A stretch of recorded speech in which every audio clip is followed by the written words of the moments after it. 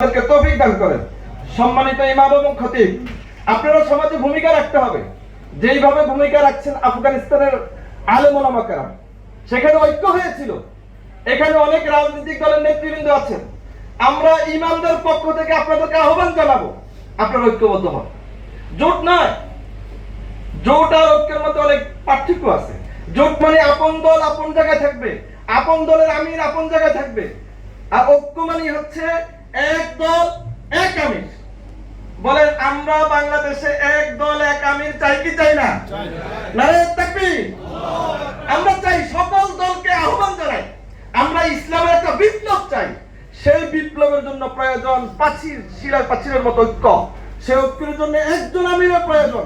যেই হোক, আসেন, হাদিস শরীফে আছে, যদি আমিরের মাথা কিসমিসের দানার মতো চিকনও হয়, তারপরে তাকে মেনে চলো। আসুন, আমরা একজনকে আমির বানাই, সে আমার দলের না হোক, অন্য দলের হোক।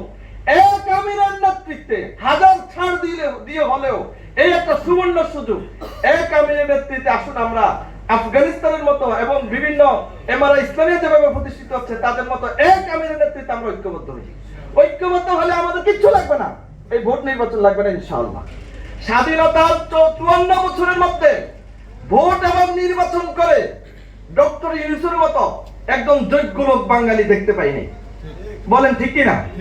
তিনি শিক্ষাগত যোগ্যতা, বিচার বুদ্ধি, তিনার যোগ্যতা, এরকম একজন প্রধানমন্ত্রী, রাষ্ট্রপ্রধানকে আমরা 54 বছরে পেয়েছি।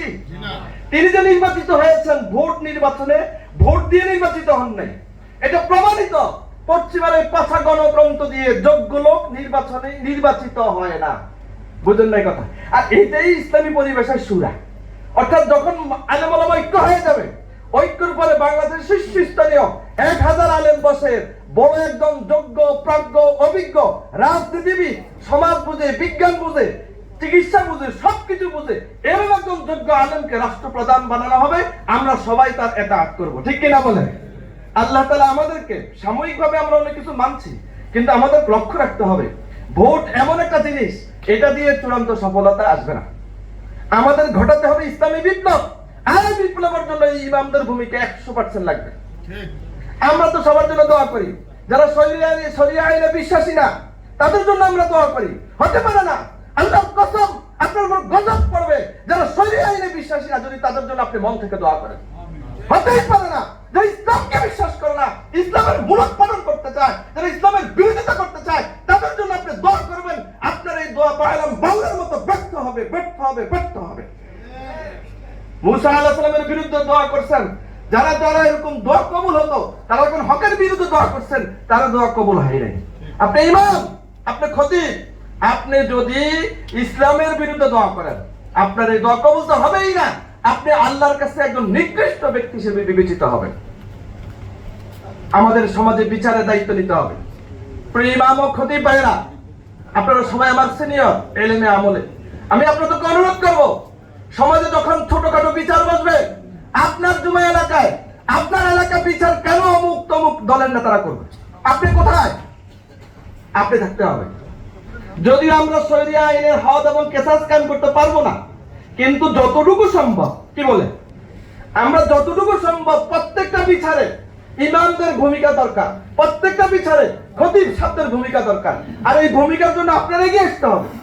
আলহামদুলিল্লাহ, আমি যতটুকু জানি এখানে অনেক ব্যক্তি এমন আছেন যিনারা বিভিন্ন সমাজের বিভিন্ন মসজিদের সভাপতি, সেক্রেটারি দায়িত্ব আছে।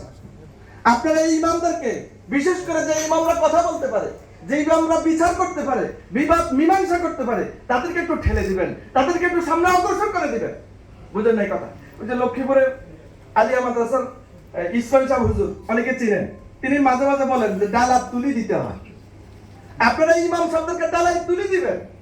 মাছ যদি খালির ভিতরে রাখে, এটা কেউ দেখে না, মুলায় না, আপনারা ইমামদেরকে অগ্রসর করে দিবেন। পারবেন না ইনশাআল্লাহ? আমার বিশ্বাস এখানে অনেক আছেন যারা মসজিদের সভাপতি, মাদ্রাসার সভাপতি এবং ইমামও, আলহামদুলিল্লাহ শুরু হয়েছে। আপনারা ইমামরা ভূমিকা রাখবে, আপনারা ইমামদেরকে সহযোগিতা করবেন। আল্লাহ তাআলা আমাদেরকে সহযোগিতা করার তৌফিক দান করেন।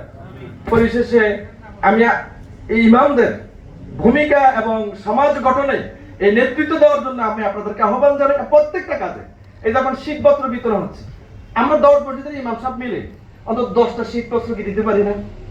কথা বলেন না? আসলে আমরা অনেকটা মনে করি যে এখলাস, এই জন্য এটা ভিডিও করি না, ক্যামেরা করি না, মিডিয়া দিই না। না, করতে হবে। এখলাস আমার দিলে আছে, বুঝুন নাই কথা। কিন্তু এই সমাজ জানে না যে ইমামরা দিতে পারে, ইমামরা বন্যায় ত্রাণ দিতে পারে, ইমামরা শীত বস্ত্র দিতে পারে, ইমামরা দুঃখীকে সাহায্য করতে পারে, ইমামরা এই বহু কিছু করতে পারে। এটা এই সমাজ স্বীকার করে না। এই জন্য এই সমাজকে মিডিয়াতে দেখাতে হবে যে আলহামদুলিল্লাহ আল আসরের উদ্যোগে অথবা যে কোনো ফাউন্ডেশনের উদ্যোগে যে আমরা এই এই সমাজের মধ্যে 10 জন গরিবকে, এতিমকে, বিধবাকে আমরা সহযোগিতা করছি, এটা দেশবাসী জানো। এইভাবে আমাদের নেতৃত্ব ধাপে ধাপে এগিয়ে যাবে বলে আশা করছি। ওমা আলাইনা ইল্লাল বালাগ।